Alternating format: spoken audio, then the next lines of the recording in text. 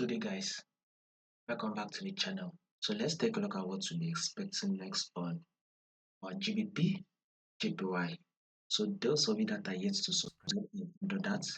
Make sure you click on the subscribe button, like, share, make your comments. Also follow the Telegram channel to stay updated.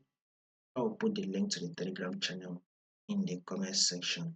Now, if you take a look at what our market is currently doing, if you see it, this is on a daily time frame.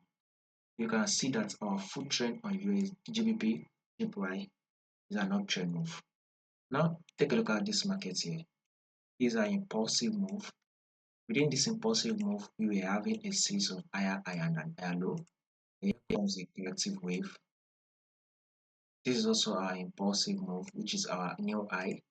Here's our pullback phase, and now market is currently forming a bullish move, which means we are expecting a new impulsive move that will form a new high for us, new higher high.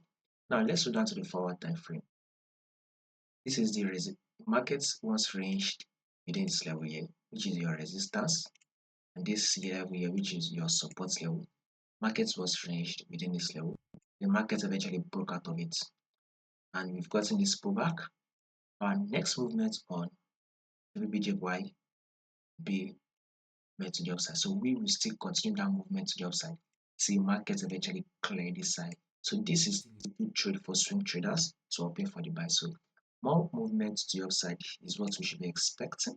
Now, will there be any changes to this? There's possibility that there's going to be any changes to this, but I don't think it will happen, which means markets is likely to drop to the support level. The possibility is very, very high. Yes, there's still possibility of it dropping. But with what market is currently doing, I don't think it is giving us that pattern that it will drop to this level. It's more likely to push up to the upside. So our forecast for the day should be a movement to the upside, GBP JPY.